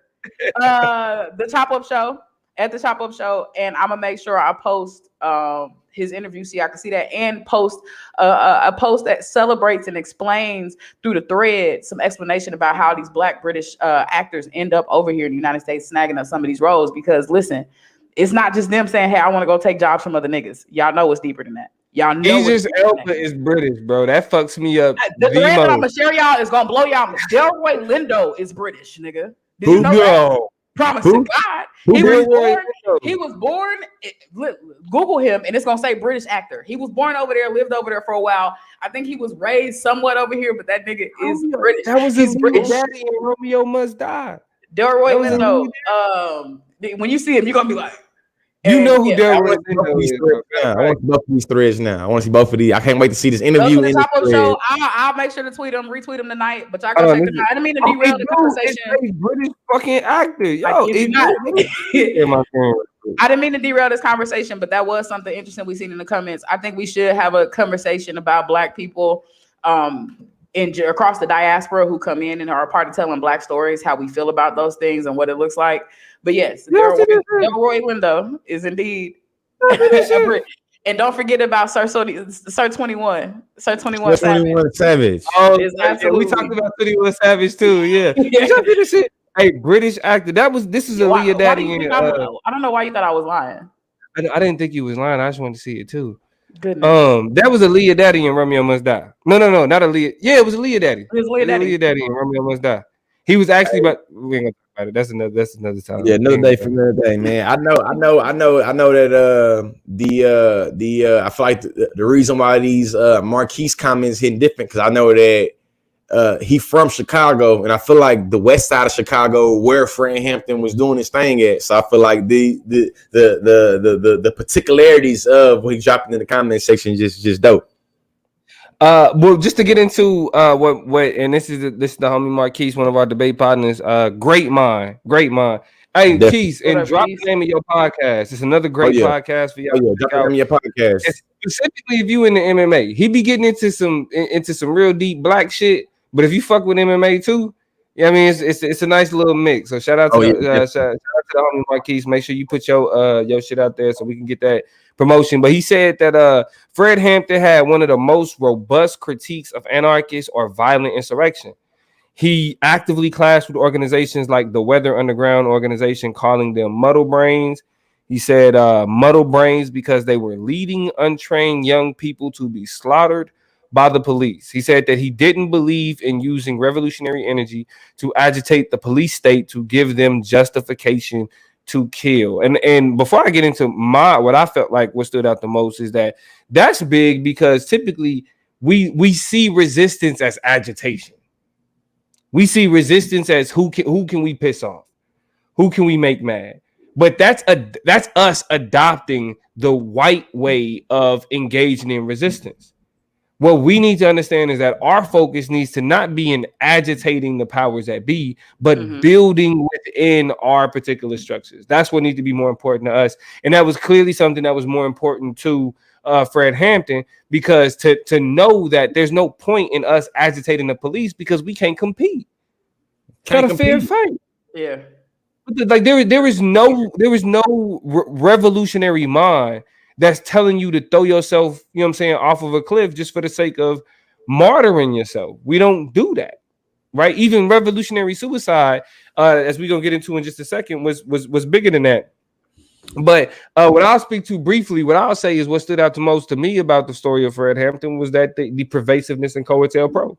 The way that they got Fred Hampton was by and excuse me, what the movie shows is what they did in terms of how they infiltrated the Black Panthers, where they took Black people who had criminal records, who had a certain past, and said, hey, that Grand Theft Auto, we'll get that out of there. Those drug charges, that gun charge, we'll throw that out. We just want you to join an organization, tape record their meetings, let us know what they're talking about, what they're planning, who's the leaders, who's in charge. And those little charges, they go out the window. Hey, do y'all know the details about that? I read some shit that fucked my mind up, kinda. You feel me? Hey, and Lisa Mendez, you said a mouthful right there in a little comment, man. I'm gonna leave that alone. But listen, though, this is what I found out. We ain't gonna put that on the Summer Jam screen. Oh no, listen, this is what I found out though. The dude that set up Fred Hampton did an exclusive interview with PBS in 1992 or some shit like that, or 91. Oh, the day it aired, he committed suicide. So thinking about, in my mind, it's like COINTELPRO was so masterful, it was able to take out, to me, it's like white supremacy say a dead nigga is a good nigga. So in my mind, if you're able to make multiple dead niggas off of one situation, it's like killing multiple birds with one stone. Yeah. You feel me? And it's like, damn, man. But we don't want to fashion this conversation about the Black Panthers just simply around what white people did in tragedy. Before we get out of here, I definitely want to know. I got two more questions. The next one, as a part of this culture chop, and the reason why I got this as the Black Messiahs is because the Black Panthers played a very crucial role in the understanding of Black self-worth. And so we're gonna show them that even though this movie points to Fred Hampton as the Black Messiah, the Black Panthers represented a group of, you know what I'm saying, leaders, messiahs, right? And I want to know, George, Toya, I'll start with Toya. How did you first hear about the Black Panthers? Because they don't get like that Martin Luther King Jr. type of respect. So how did you first hear about the Black Panthers, Toya? I mean, I think, to be honest, because they don't get that Martin Luther King Jr. respect, it's hard to pinpoint when I started hearing about the Panthers, because I've had to piece together a lot of the narrative of who they are over time, right? They were a name that I definitely didn't hear during my formative years, elementary school, learning about stuff. And then I felt civil rights leaders. I don't want to say stuff. Civil rights leaders, black leaders, black history, just what that looked like. And then I feel like in middle school, you would start to hear that peppered in, when we finally got to talk about Malcolm X a little bit more and talk a little bit more about revolution and what those started. But still, I didn't really get a solid explanation of the Black Panthers, and to a point that I can even regurgitate any pieces or components of their history and their impact or their organization or who they were, what they did for Black people until I got to college and started having these conversations with college debaters, people in our circles, people who will start to use them as contextual examples of Black people and Black power and liberation, or, relationship to Blackness or understanding Black beauty or whatever. Then all of a sudden we started to have conversations about the Panthers or even just community activism and stuff, but never before that. Yeah. For me, it's kind of weird because I feel like coming from down south, I think that I was always sprinkled with some of the white supremacist propaganda about the Black Panther Party being the Black KKK. But I remember when everybody I feel like in the early 2000s, when a lot of us millennials was rocking afros and braids and shit. And I feel like it was like a half and half for niggas that rocked the braids. It was like half of us wore our braids with like afro, and half of us went and got like dumbass perms and blowout kits. I was one of them that had a blowout kit S curl. Listen though, Listen, Coach Gerald Carter at Boys and Girls Club in Bryan, Texas. He used to always see me and be like, "Black Power, George Lee, Black Power." It wasn't until I got older he really was making fun of me. You feel me? And really making a Reverend Al Sharpton reference because I had my hair slicked back. You feel me? But he don't know this, but it really stuck with me though, and he used to empower me when he said it to me because it made me feel good. You feel me? It wasn't until I met my debate partner Rasheed Campbell my sophomore year at OU. He was raised by a Black Panther. His grandmother's a Black Panther. You know what I'm saying? Shout out to Nani. I know it real good. That's when I got to get the real. That's when we got the real history. Yeah. Shout out to Nani.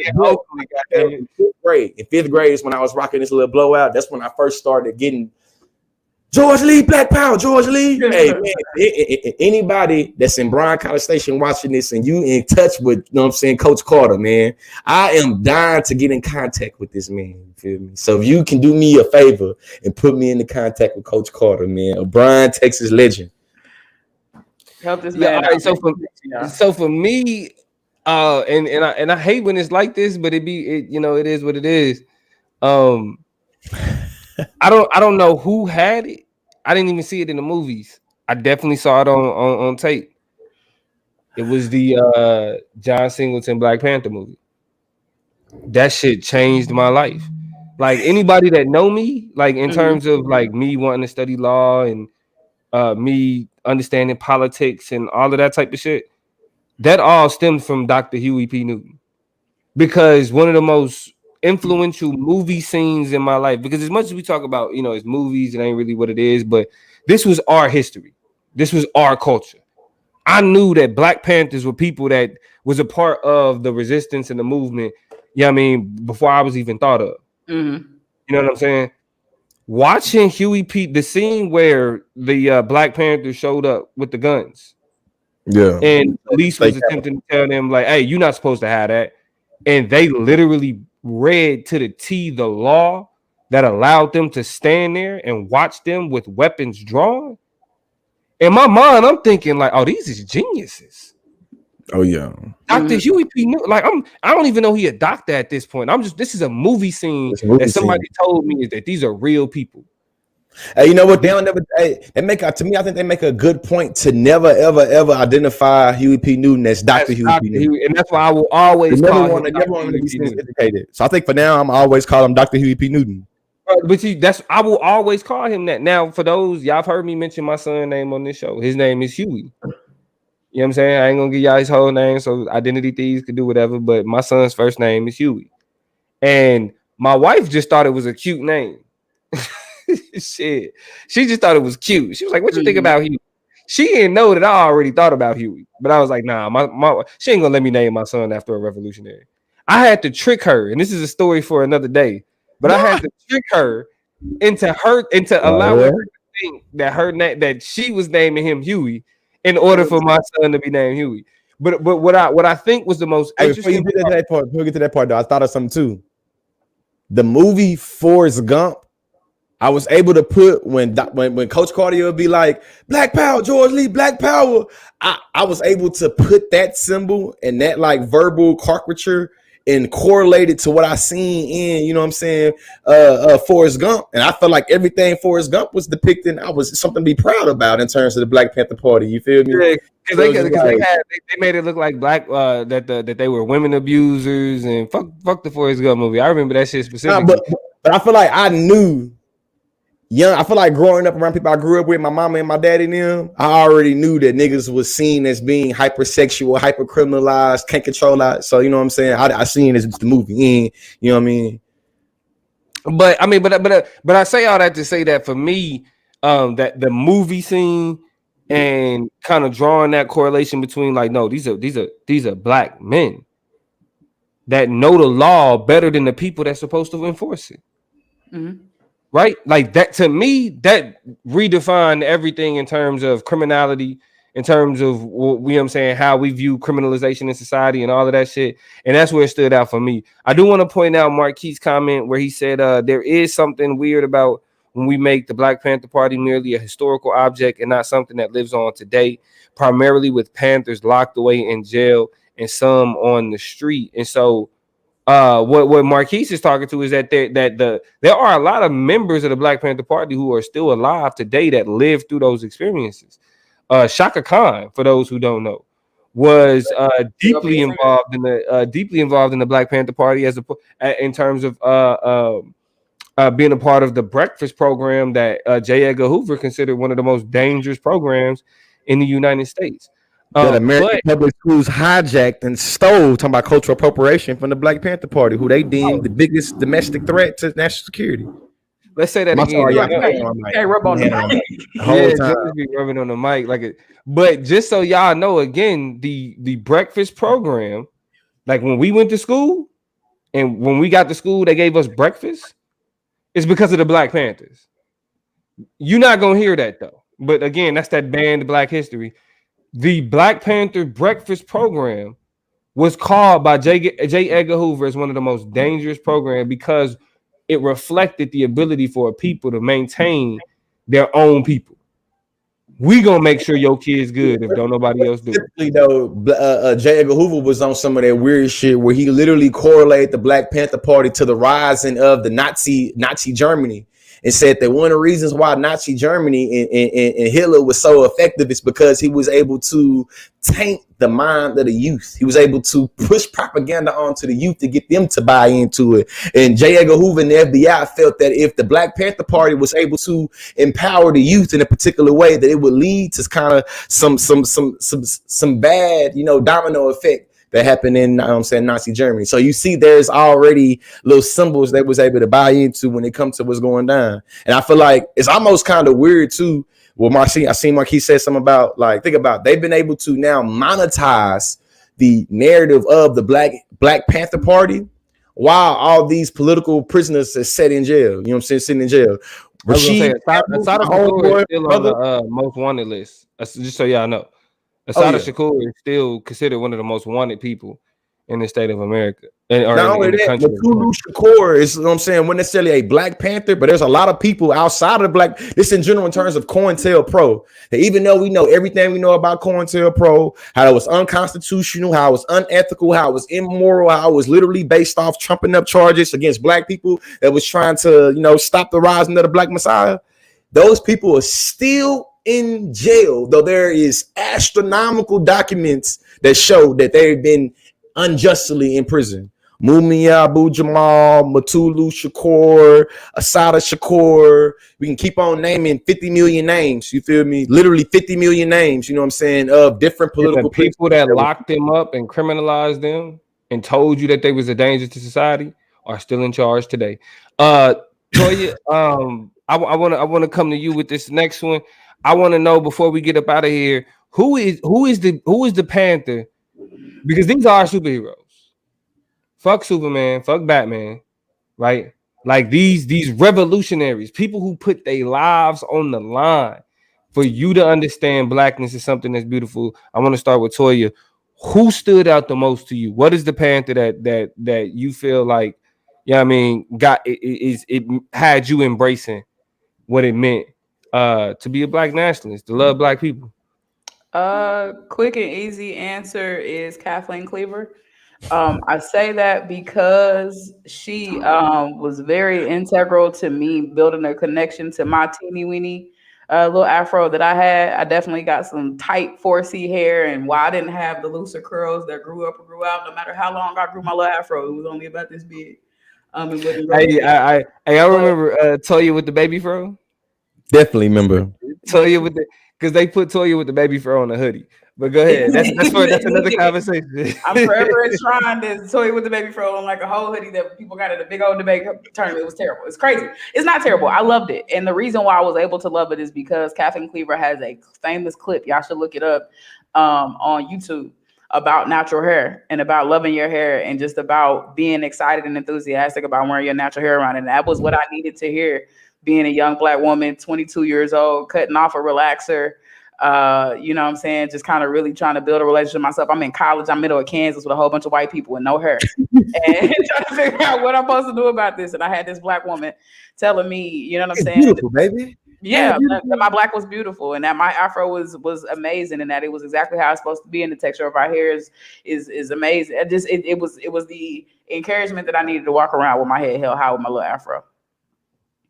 Wait, is your hair 4C too, Toya? Hey, it's tight. You know what I'm saying? And I love them, you know what I'm saying? But they grow close to the scalp. Okay. Real close, real tight. They real wound up. So, I mean, 4C gang stand up and Kathleen Cleaver definitely set the tone for me to start loving my hair the way it grow out of my head. George? You saying for like Black Panthers? Yeah. I feel like we're gonna have the same one. But go ahead. Huey P. Newton, man. Huey P. Newton for me was the individual that was able to light an intellectual fire and conscious kind of passion in me that made it where I had a thirst for knowledge, a thirst for conscious of self and knowledge of self, a thirst for understanding of power and how it functions. And it's just literally the words of Huey P. Newton in literally the book I read, The Pride of the Panther, and me seeing how he was able to because I feel like during the insurrection, there was a lot of folks that was trying to play us black people and being like, y'all say, what would happen if black people stormed the Capitol? Well, that happened already. And he was like, hold on, motherfucker. Yeah. First of all, they didn't go in the nation states. They didn't know in the nation's capital. Second of all, they had a gun in one hand and they had a book in the other hand.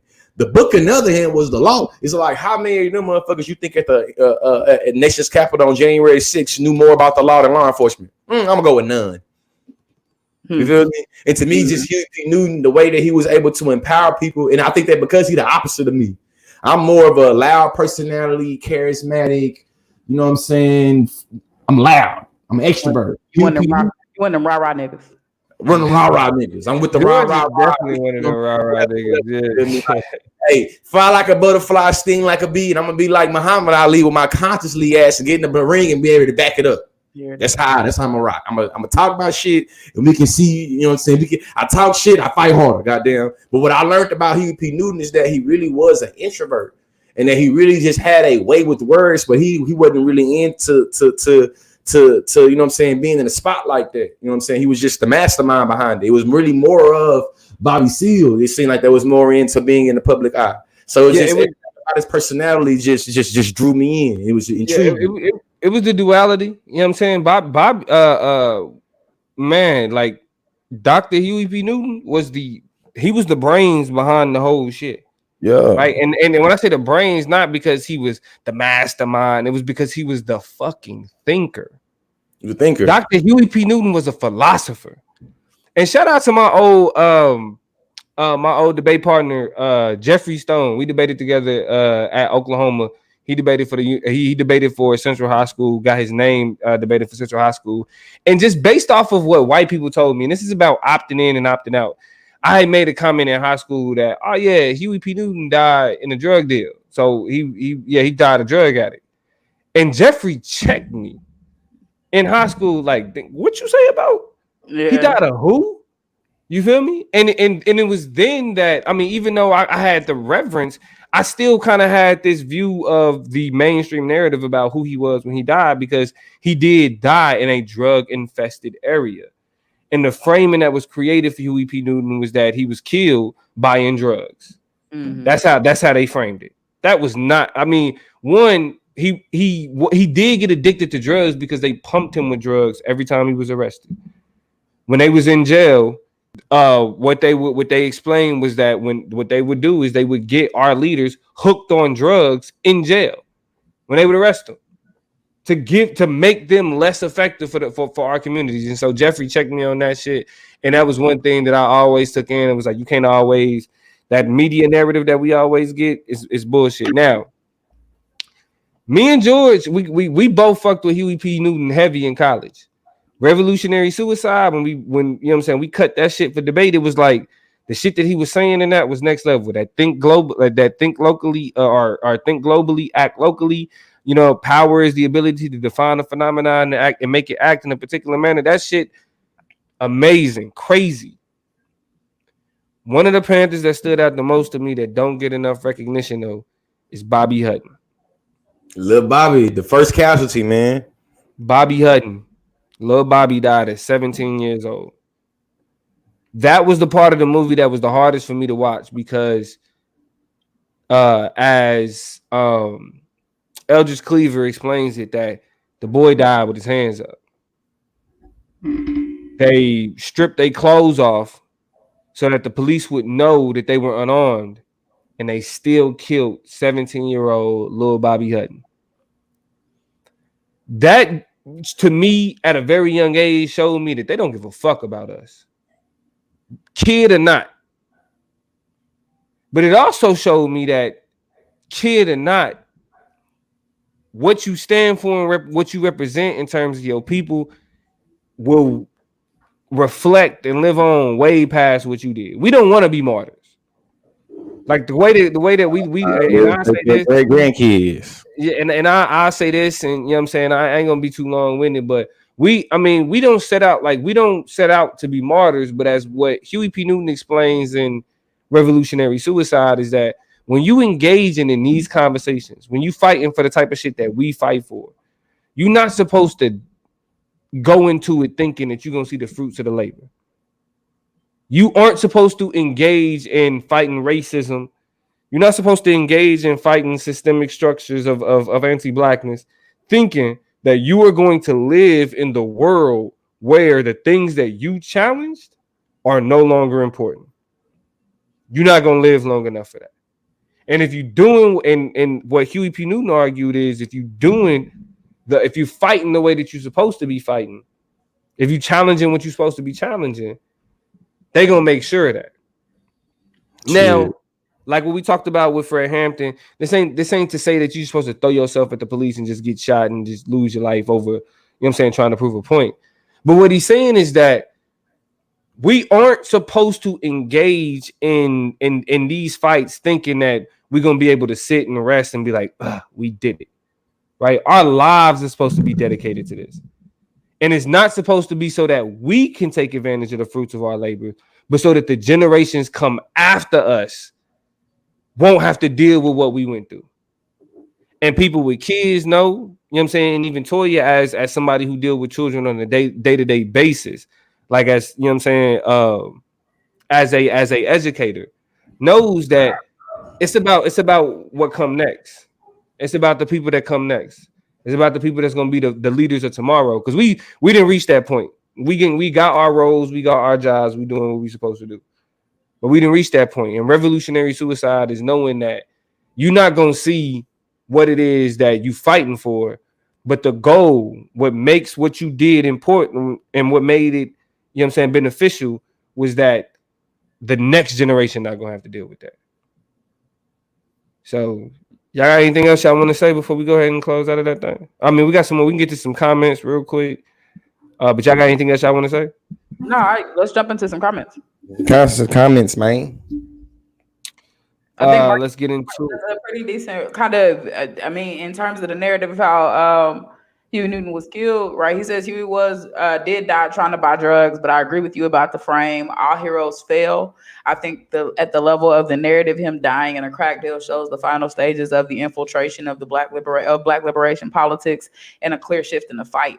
And so that is kind of the version and the iteration of it that I'm a little bit more familiar with. That as opposed to making space between some of those shortcomings and the addictions, and even in the ways he was introduced to that addiction, right? That like the intricacies of what happened was a crack. I know me how I got. I mean, we see right after that the crack epidemic, right? Come the next great destabilizer, demobilizer of Black greatness, Black collectivism, Black movement. We see the offshoots of the Black Panther Party and them really start to try to take on that mantle of community protection and community policing and making sure, but we also see the creation of the Young Lords and a bunch of Bloods and the Crips and a whole bunch of the gangs that we know of now because of the introduction of the crack epidemic and how all of that played out to shift what was very well-intentioned, organized Black people into people who were organized for the sake of commercial and crime, right? And so there, it starts a whole new trajectory, and I agree with Marquise very much that his death and what surrounded it creates and is explanatory mechanism for the new trajectory for Black in this country. Well, I say this, and then I'll let you get it, George. What I mean by that is that what they've done historically with Black figures, specifically during that time, like during when we talk about the past, when we talk about the rise of heroin, we talk about the rise of cocaine, crack, any of those things, what they do is they introduce these things as if these are just this is the pitfall of being a colored person, just a pitfall of being Black. And it's more so not understanding that within the narrative specifically of Huey P. Newton, this is a habit that when you lock a nigga up in jail, ain't no oversight. What they doing to them? You feel me? And there was from my perspective, it was just he just got caught up with drugs. It was like, nah, he was given a habit. They forced them, you know what I'm saying, to have to go through these addictions and then put them back on the streets. And so, yeah, was he was at a drug deal when he died. He was an addict. He definitely was an addict when he died. Yeah, but he was street for the Black Panthers. You can't get no drugs. He was leader of the Black Panther Party. So if he didn't have no drug addiction when he went to jail, when he got out with a drug addiction, we know there's some type of foul play. Even if you want to say that he opted into that drug addiction himself, we know the fact that he was able to have access to illegal substance while being incarcerated. There's, what I'm saying? Don't get me wrong. You feel me? Shout out to him. I know a lot of people that's locked up that's doing a whole bunch of shit that we do in the free world while they locked up. Mm-hmm. You know what I'm saying? But just like I know that if I give my child to somebody and they watching my kid, whatever happens to my kid under their supervision, they're responsible for that. You know what I'm saying? That's how the law works. You feel me? So everything that an inmate does under the supervision of the state, that is the responsibility of who? The goddamn state. So we see how this, contradictions happen when it comes to policing Black people. And especially to me, I feel like this just worked into the narrative of criminality. You feel me? I've been thinking about the arbitrary nature of criminality and how this shit always described. But to me, it seemed like that Messiah being able to be murdered and criminalized in his murder, to me, kind of was able to help criminalize the symbols of Black resistance and to almost stigmatize it in a way where it almost brought value down from it.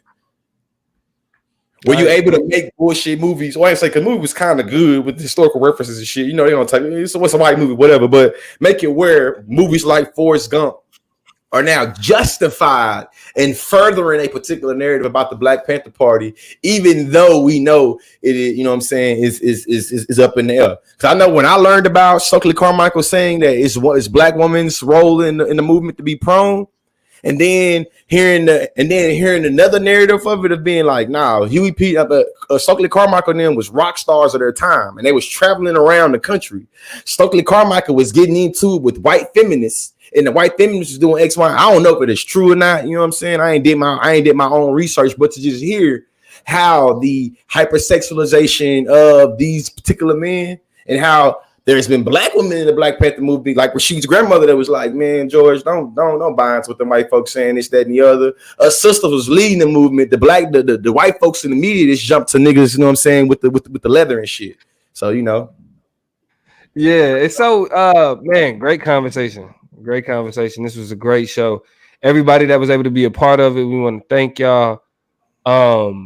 Specifically, make sure y'all go to the Chop Up Show on YouTube, to the Chop Up Show on Instagram, to the Chop Up Show, to the Chop Up Show on Twitter. and Facebook. Chop Up Show Pod.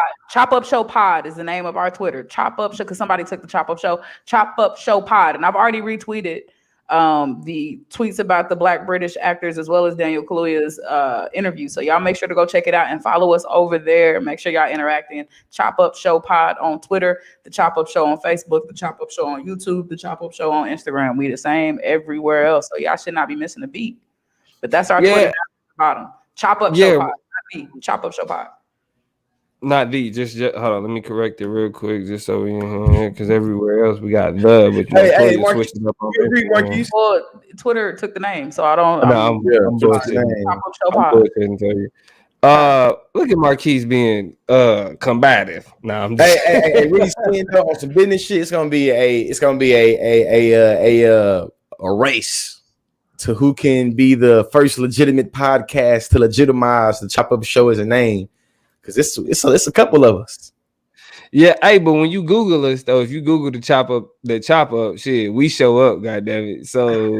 So y'all not doing something right. You feel me? But hey, we here. This has been the Chop Up Show. We do it, you know what I mean, how we do it.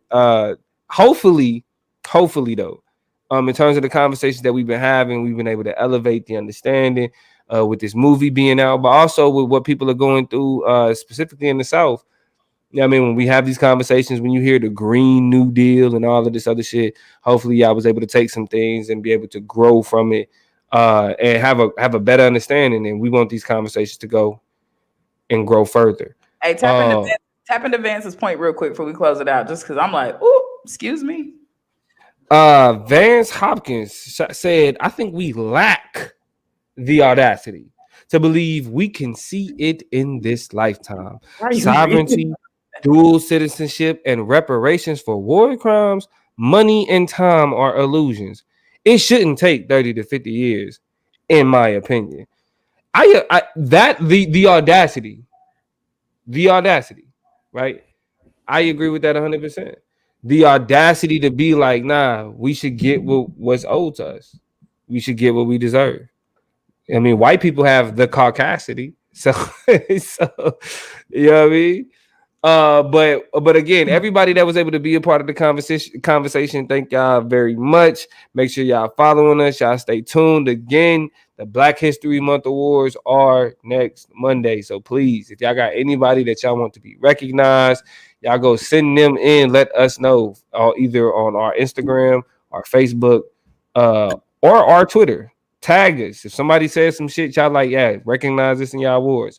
Tag us. We're gonna do that. Anything else y'all got to say before we head out, y'all? Lisa, a real one. They said they're gonna go flag all the other Chop Up channels so that nobody gets confused. I love it. Everywhere. Hey, straight up. Hey, Lisa, it's your first time. You already, you feel me? You gonna already be up there with Noel and Ethra Beauty. Yeah, all of them. I like your energy.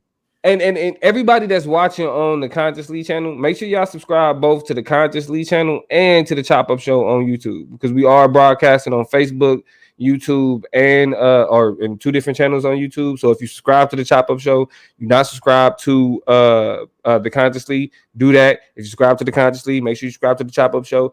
If you don't know who the Political Plug is, check that out on Instagram, check that out on TikTok. If you don't know who Toya G is, if you don't know what HD higher definition leadership and empowerment is, make sure y'all check that out. Don't miss out. Thank you, Khadijah. We definitely appreciate you having up in here. You said this was dope. You dope for sticking around. Lee, was you about to say something? I was just going. I forgot what I was gonna say. Really, I forgot what I was gonna say. I was gonna be extra and be like, George is awake. Like, can we all give George a round of applause for not being dead tired by the end of the show? Hey, this is the difference though. Because it's snow days, I've been having to teach from home.